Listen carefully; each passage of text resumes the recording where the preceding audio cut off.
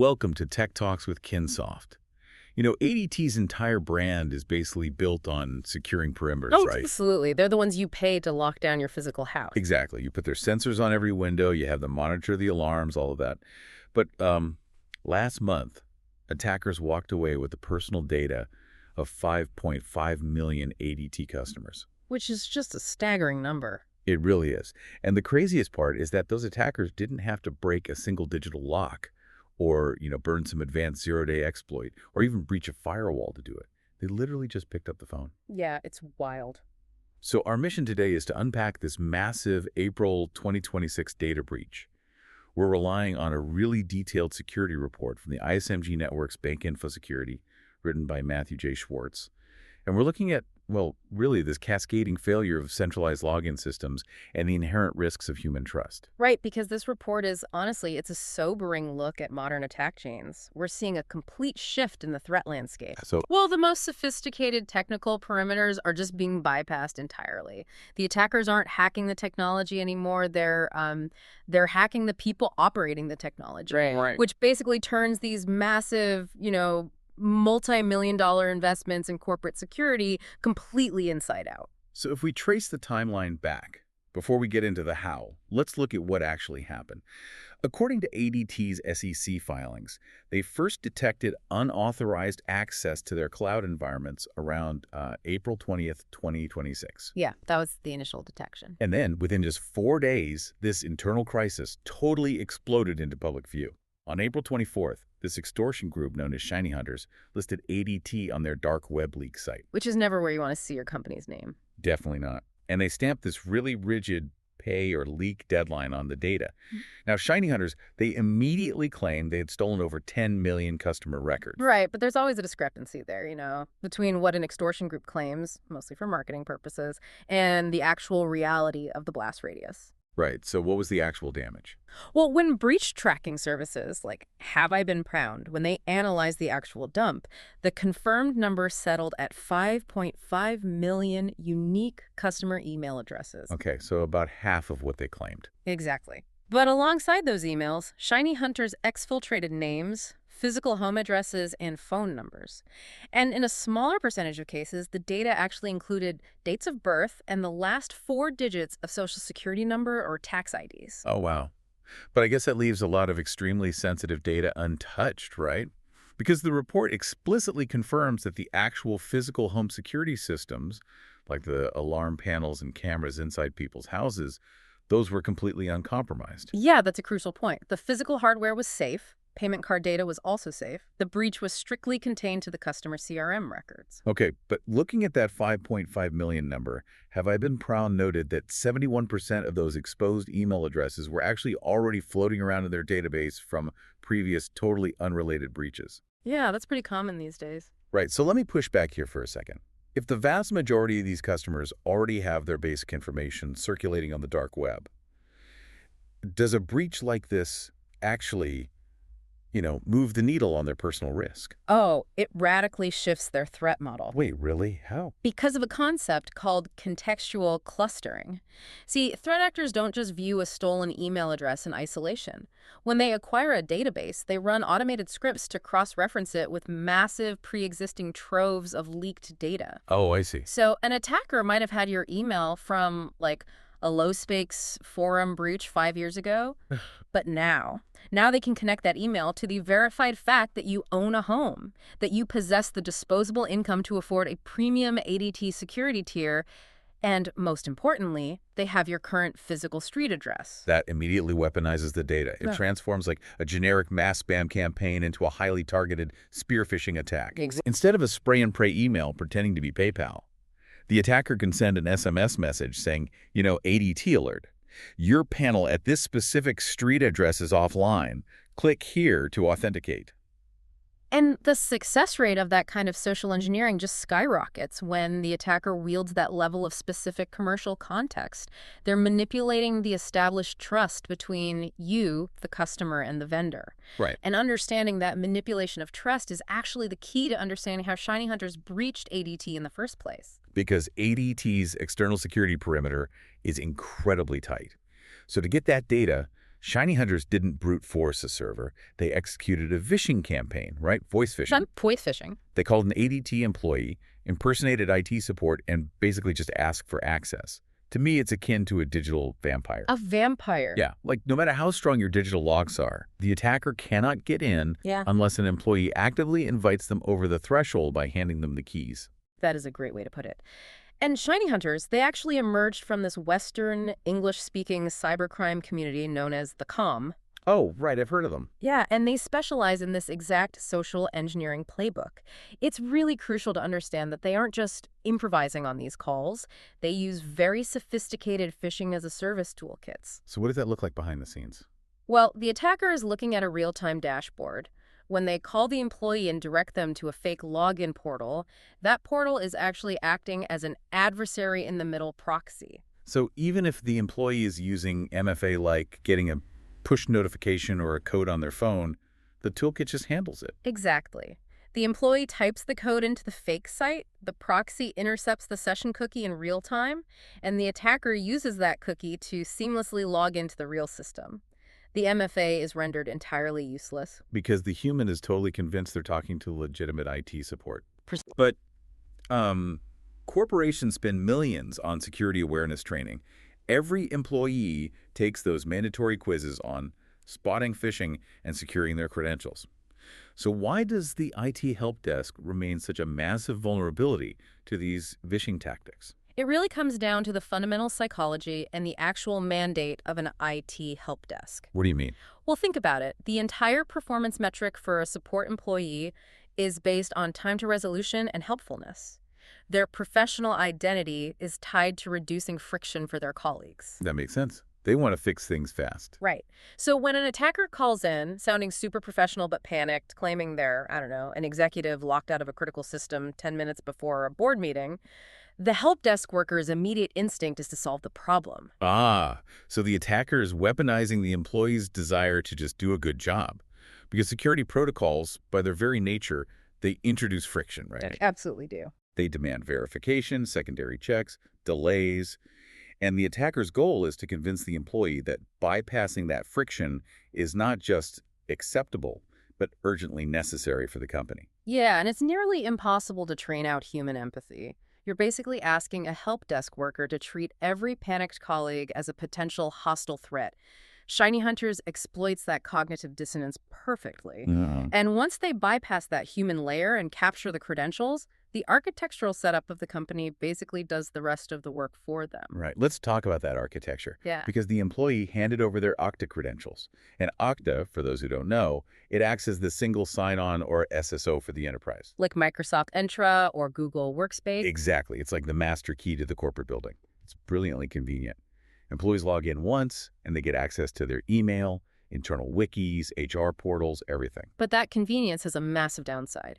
Right, because once ShinyHunters compromised that single Okta session, they didn't just get into the lobby. The blast radius was massive. They pivoted directly from Okta into ADT's Salesforce environment. Yeah, and Salesforce is the VIP lounge in this scenario. It's the CRM where all the incredibly enriched customer data resides. And this pivot from SSO to CRM is actually the signature move for ShinyHunters. Really? That specific jump? Yes. They don't want to spend weeks moving laterally through obscure legacy servers or trying to crack encrypted databases.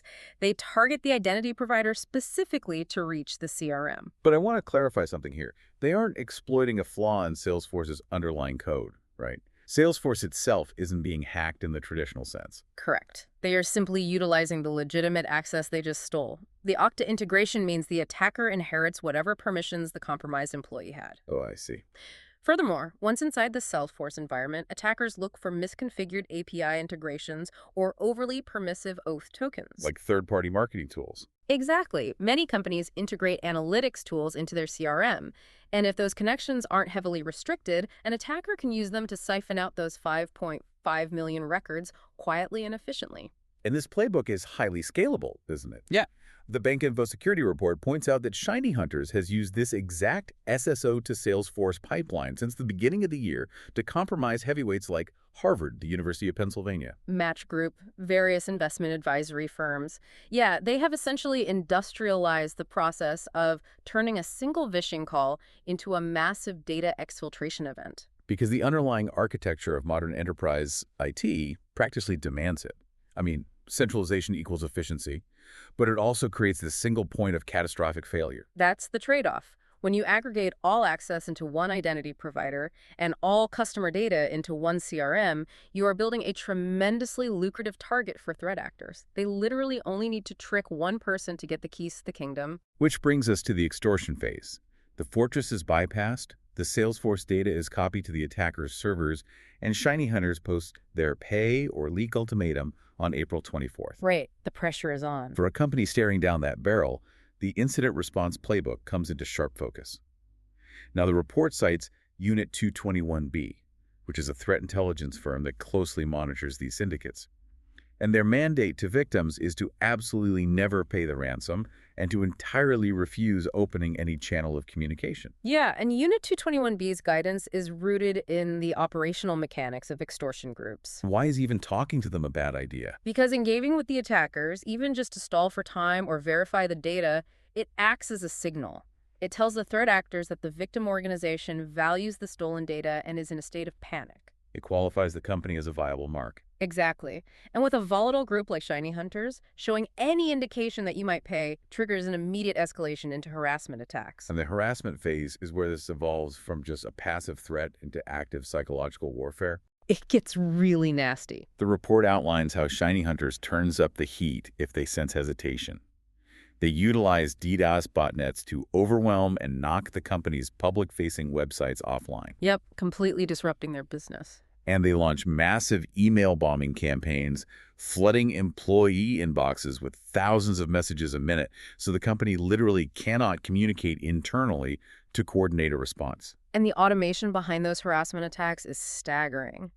The threat actors don't do this manually. They feed the corporate domain and the scraped employee contact lists into stressor services available on the dark web. So they basically weaponize the company's own infrastructure against itself. Right, to create this paralyzing environment of chaos, forcing the executive team into a rushed, panicked decision to pay. It even breaches the digital divide into physical threats. The report details ShinyHunters engaging in swatting attacks against company executives. Yeah, this is where it crosses a major line. They use anonymized VoIP services to call local police departments, claiming a violent hostage situation or a bomb threat at the physical home address of a CEO or board member. Swatting is frequently purchased as a service in underground forums. The attackers just outsource the physical intimidation. That is terrifying. It is. Think about it. When you're sitting in a boardroom dealing with paralyzed internal communications, a downed public website, and the knowledge that your family might be targeted by armed police at your home. The theoretical advice of a security firm feels very distant. And that is exactly where I want to push back on this hardline stance of never negotiate. Because it's incredibly easy for threat intelligence analysts to sit in a secure facility and preach about not funding the cybercrime ecosystem. Sure, in theory. Right. But if you are ADT's management, you have a fiduciary duty to your shareholders and a responsibility to 5.5 million angry customers whose home addresses are about to be public. You have executives terrified for their physical safety.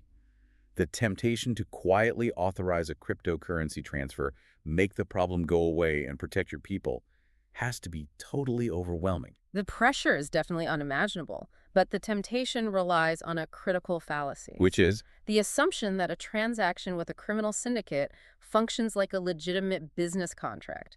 You are dealing with actors who operate entirely outside the bounds of law and ethics. Right, there's no honor among thieves. Exactly. There is zero cryptographic guarantee that paying the ransom results in the deletion of the data. The data has already been copied, the toothpaste is out of the tube. And this introduces the reality of double extortion, which has completely upended the cyber insurance industry over the last few years. Precisely. A company pays the initial ransom believing the crisis is averted. 6 months later, the same group or an affiliate who bought the data from them returns and demands a second payment to keep the exact same data secret. So paying doesn't actually solve anything. No, paying doesn't mitigate the risk. It simply confirms to the criminal underground that your organization is willing and able to pay, effectively painting a much larger target on your back for future campaigns. It really is an unwinnable scenario once the data leaves the network. Which I think brings us to the ultimate strategic lessons you need to take away from this entire sequence of events. Absolutely. Because this incident is a masterclass in realizing that the modern cybersecurity frontline is no longer a firewall or an intrusion detection system or some complex cryptographic algorithm.